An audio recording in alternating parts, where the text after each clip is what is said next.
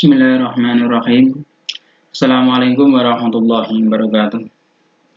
Alhamdulillah, dalam kesempatan kali ini kita bisa bertemu lagi dalam keadaan daring dalam pelajaran akidah akhlak kelas 3 atau kelas 9 ya, dalam semester yang kedua atau semester genap. Semoga anak-anak dalam pembelajaran ini sudah siap. Tanpa diingatkan, dibuka modulnya sebelum kita belajar. Anak-anak baca basmalah, baca al-fatihah, baca asmaul husna. Kemudian jangan lupa kerapian dalam berpakaian. Ya, bagaimana kerapiannya ditata, perilakunya diperbaiki. Bismillahirrahmanirrahim. Kemarin kita belajar tentang pengertian qadha, pengertian qadar, hubungan antara qadha dan qadarnya Allah Subhanahu wa taala. Sekarang kita akan belajar tentang macam-macam takdir. Ya. Macam-macam takdir. Kemarin anak-anak sudah belajar qadha. Sekarang masuk ke takdir. Takdir yang pertama adalah takdir mubram. Kalau anak-anak melihat di LKS-nya anak-anak atau di modulnya anak-anak. Takdir mubram adalah ketentuan Allah yang pasti berlaku pada manusia dan tidak bisa dirubahnya, ya. Bahwasanya takdir mubram itu adalah ketentuannya Allah yang pasti berlaku pada manusia dan tidak dapat dirubahnya. Apa itu ketentuan Allah yang bagaimana? Contohnya kelahiran seseorang itu tidak bisa dirubah. Kematian seseorang, dan itu tidak ada yang tahu dan tidak bisa ditawar-tawar. Apakah seseorang itu setelah lahir, ya, kapan lahirnya, dan itu kita tidak tahu. Tetapi pada zaman-zaman saat ini, karena dengan zaman yang kemajuan, ada kelahiran bisa dibuat oleh manusia. Maksudnya apa? Dengan campur tangan manusia, dengan operasi. Tetapi kalau kematian tidak bisa. Ya, kematian seseorang. Kalau ada pertanyaan, Pak, ditembak itu bagaimana, Pak? Kalau memang orang itu belum ditentukan Allah kematiannya, ia tidak akan mati. Tetapi kalau Allah sudah menentukan kematian seseorang, kapan dia mati dan di mana dia akan meninggal, pasti disitulah dia akan meninggal, siapa saja.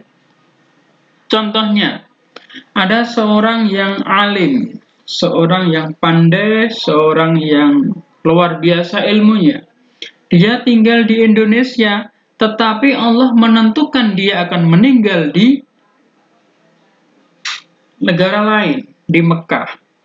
Pasti orang yang alim itu akan meninggal di Mekah Al-Mukarramah. Ya. Apakah orang yang meninggal di Mekah itu semuanya baik? Ya, semoga saja baik. Karena apa? Karena di Mekah itu adalah tempat suci, ya. Tempat suci, di mana di situ ada Ka'bah, ada Masjidil Haram. Ya. Itu kematian seseorang. Dan datangnya hari kiamat. Kita tidak tahu kapan hari kiamat akan datang. Ya.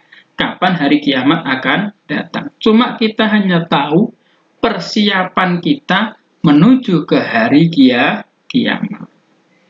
Kemudian jodohnya siapa kan tidak tahu. Contohnya anak-anak ketika, ya, pada saat ini kita tidak tahu kita akan dijodohkan siapa, ya. Kemudian jenis kelaminnya. Ketika masih di dalam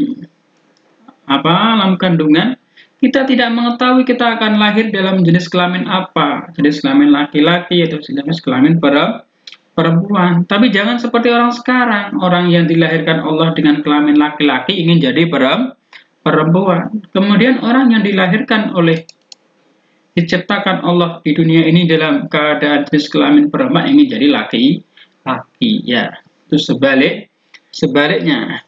Kenapa itu terjadi? Karena adalah perubahan zaman, ya. Perubahannya menuju ketidakbaikan. Kenapa tidak baik? Karena beliau-beliaunya itu atau orang-orangnya itu tidak belajar tentang agama.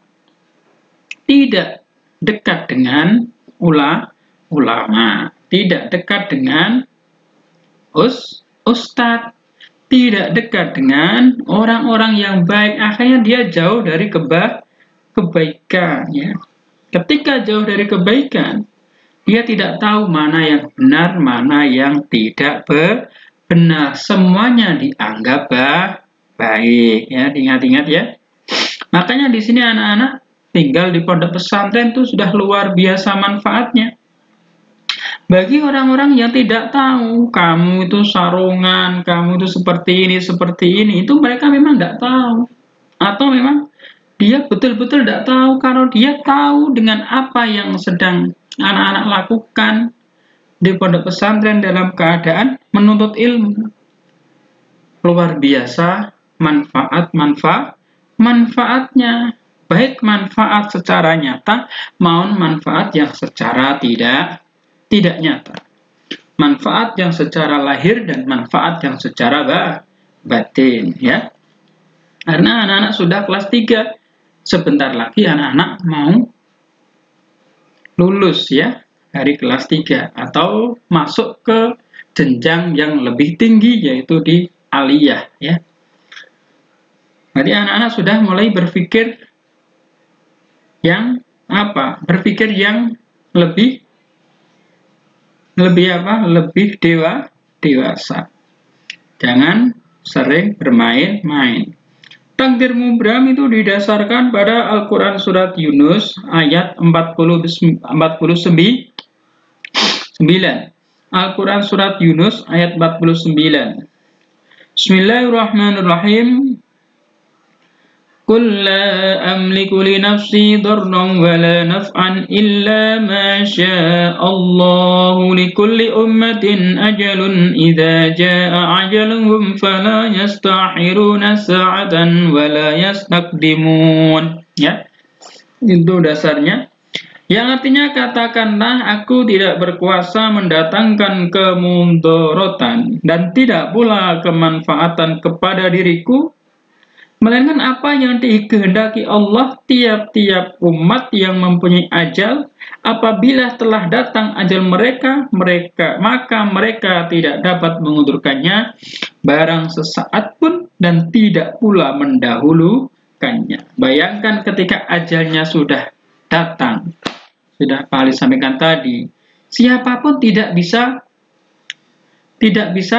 meminta untuk diundurkan atau dimajukan.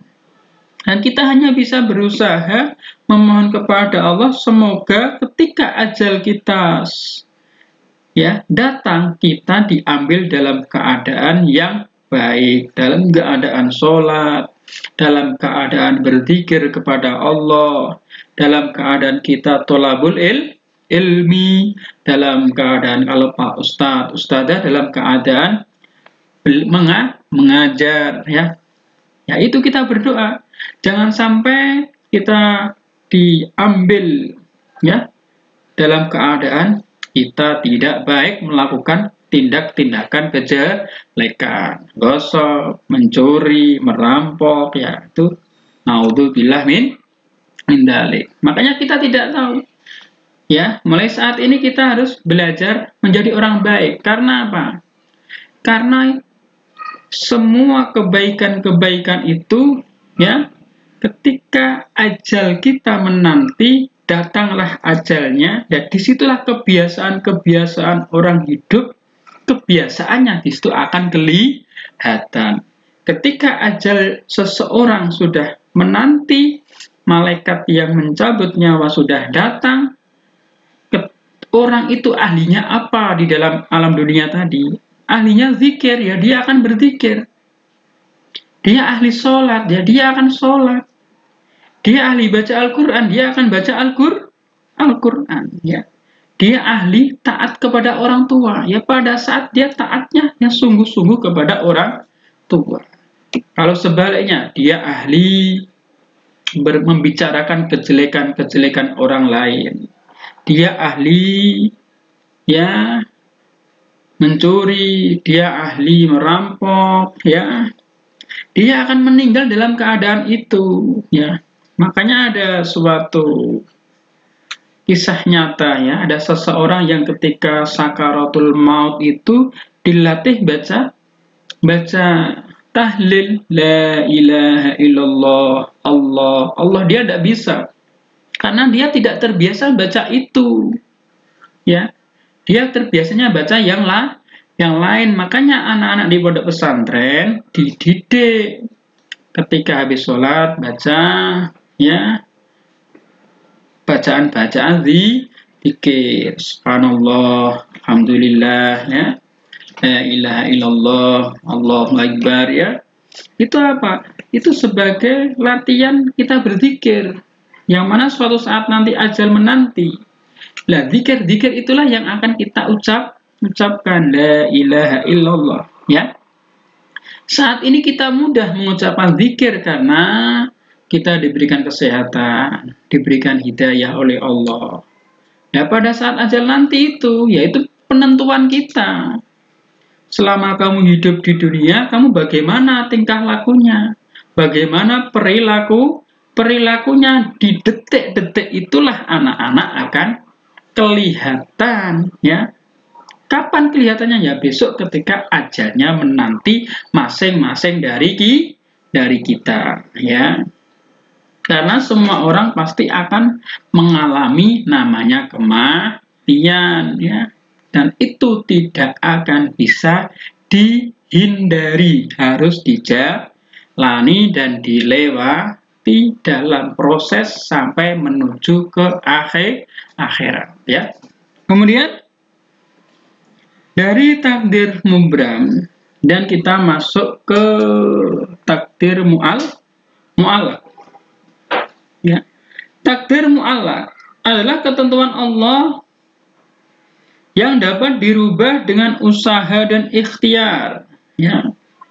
Itu takdir mu'allaq, bisa dirubah, ya, dengan usaha dan ikhtiarnya manusia. Seperti apa? Seperti kekayaan, kesehatan, kepandaian, atau prestasi. Hal itu didasarkan pada Al-Quran surah Ar-Ra'd ayat 11. Bismillahirrahmanirrahim. Innallaha la yughayyiru ma biqaumin hatta yughayyiru ma bi anfusihim. Artinya sesungguhnya Allah tidak merubah keadaan suatu kaum sehingga mereka merubah keadaan yang ada pada diri mereka sendiri, ya. Contohnya kekayaan, ya. Kalau memang anak-anak itu ditakdirkan oleh Allah menjadi orang yang memiliki harta benda di dunia yang luar biasa, kemudian anak-anak berusaha dan ikhtiar, dan nanti akan sampai harta benda itu kepada anak. Kemudian kesehatan, apalagi sekarang zamannya corona, ada penyakit yang namanya corona.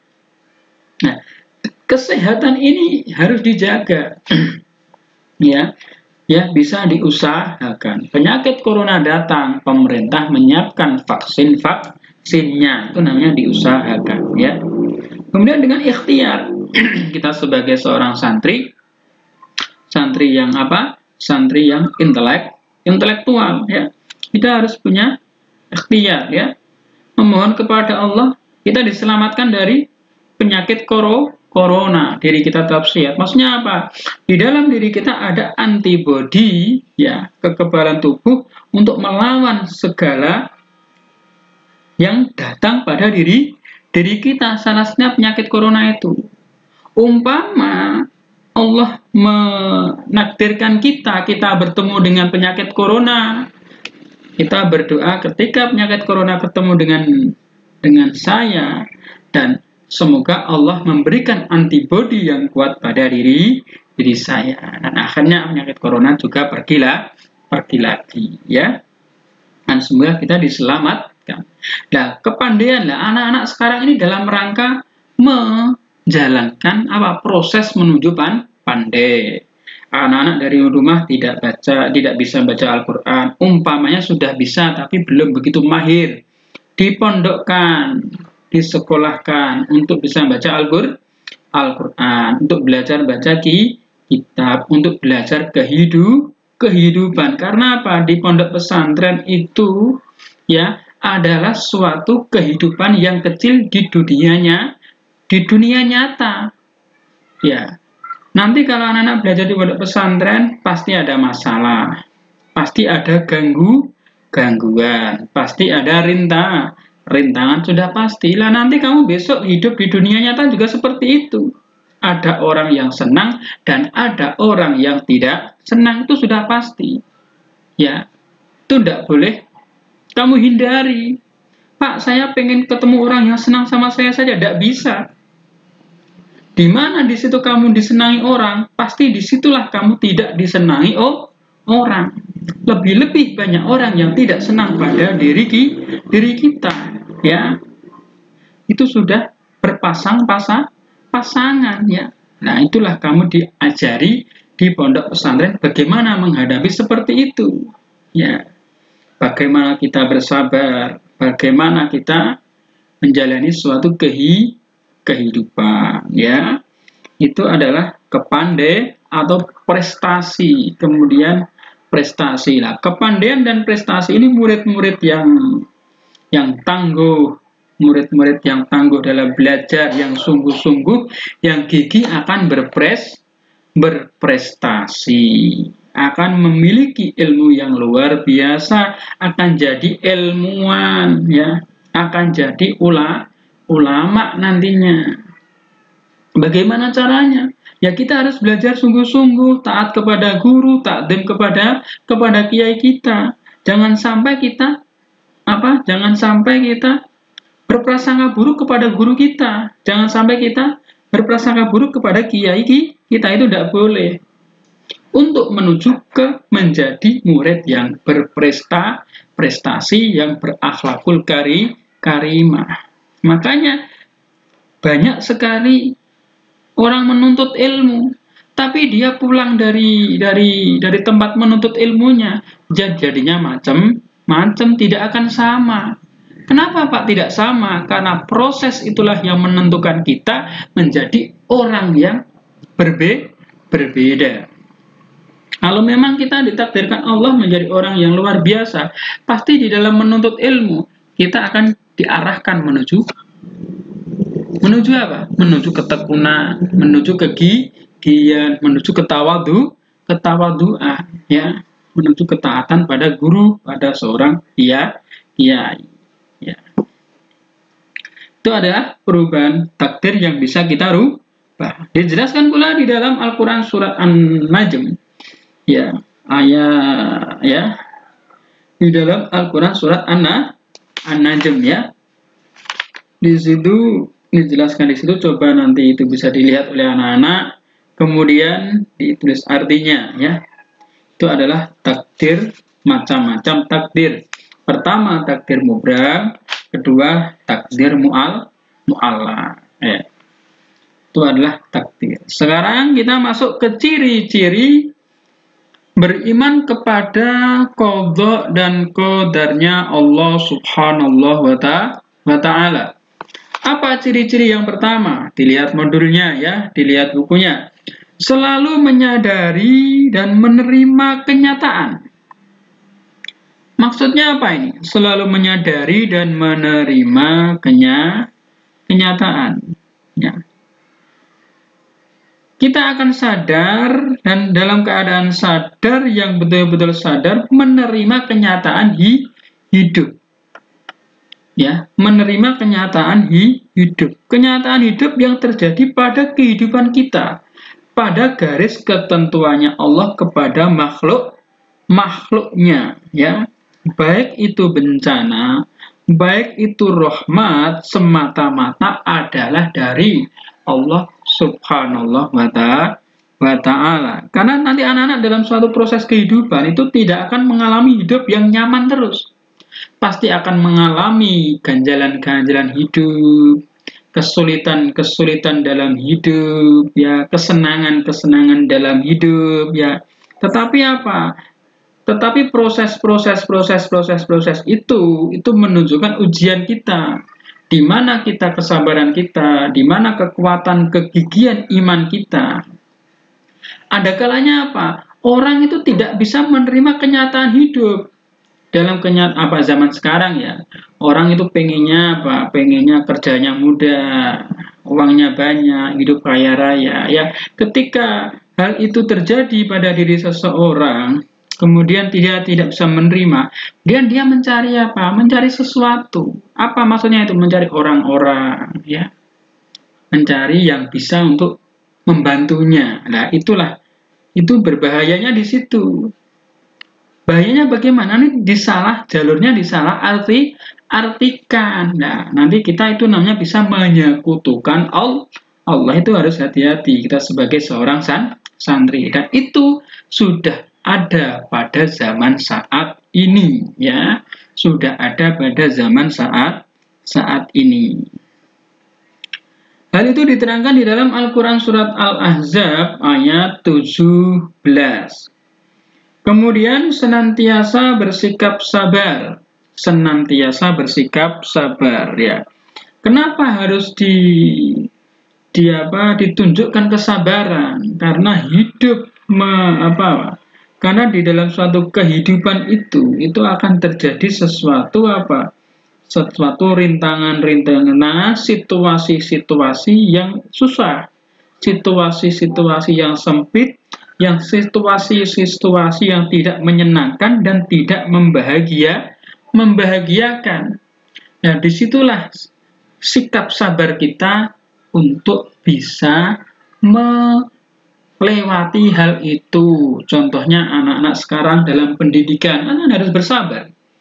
Bersabar dalam belajar, bersabar dalam menuntut ilmu. Sudah bersabar saja kadang-kadang masih salah, ya, masih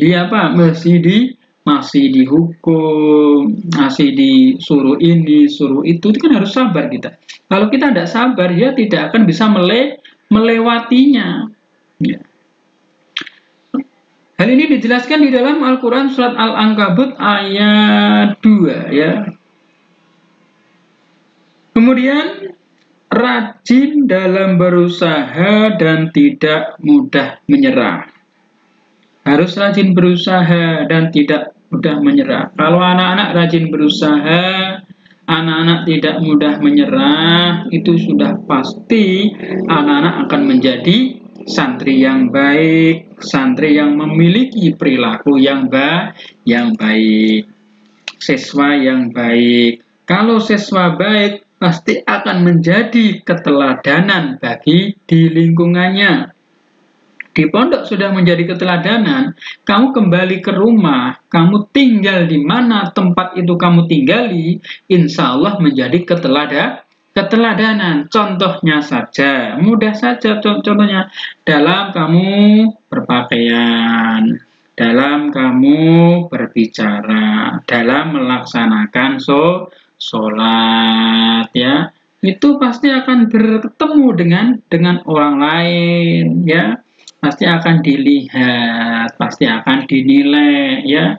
Nah, disitulah keteladanan, kebaikan-kebaikan tanpa anak-anak menyuruh orang itu namanya keteladanan, ya. Kemudian selalu bersikap optimis dan tidak pesimis ya. Kita yakin dia akan selalu menumbuhkan sikap yang optimis, tidak mudah putus asa, karena yakin walau sering gagal, pasti suatu saat akan berhasil sehingga tidak berputus asa. Kalau kita melakukan sesuatu gagal, kita kembalikan kepada Allah. Gagal lagi, kita kembalikan kepada Allah lagi. Dan kita punya harapan apa yang kita cita-citakan, semoga akan diberikan keberhasilan oleh Allah. Contohnya dalam belajar, sekarang kita baca tidak bisa. Kalau kita sudah putus asa, pesimis, ya kan tidak akan bisa.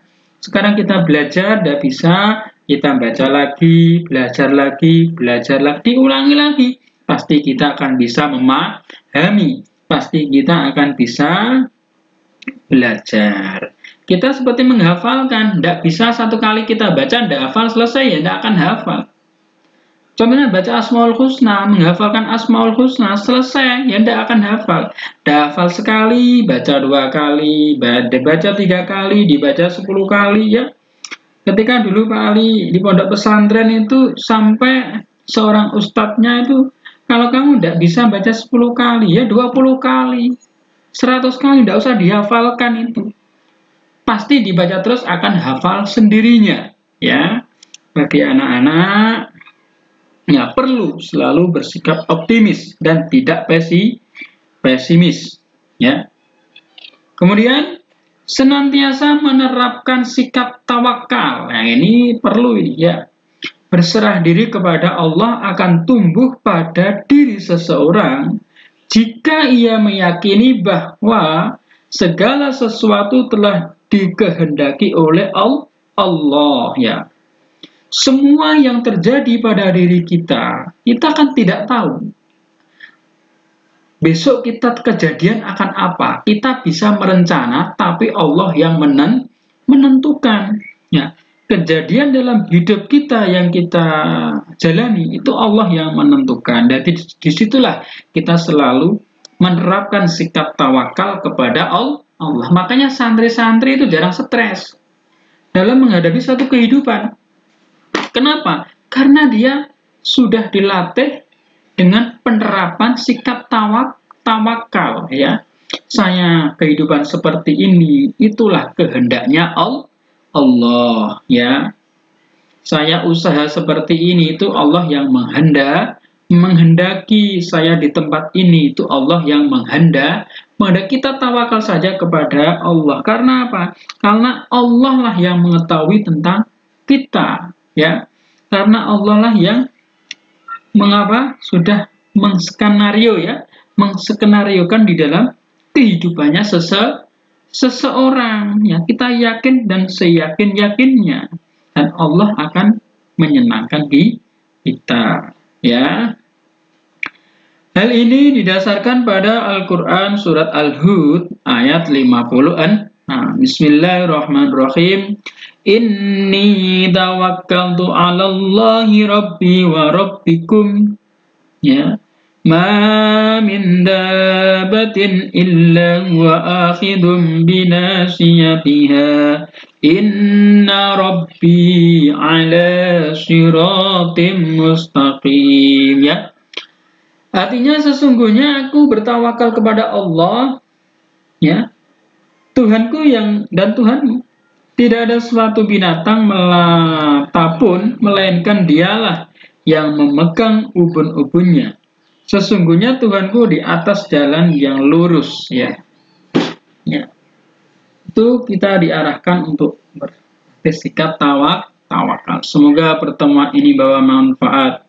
Anak-anak jadi anak-anak yang baik, ya. Cita-citanya dikabulkan oleh Allah, yaitu belajar demi menghilangkan kebodohan dan akhlaknya dibaikan oleh Allah, dan kita selalu dalam hidayahnya, kita selalu dalam petunjuknya, kita selalu diberikan kekuatan dalam belajar dan kesabaran. Akhirnya kita akhiri. Wassalamualaikum warahmatullahi wabarakatuh.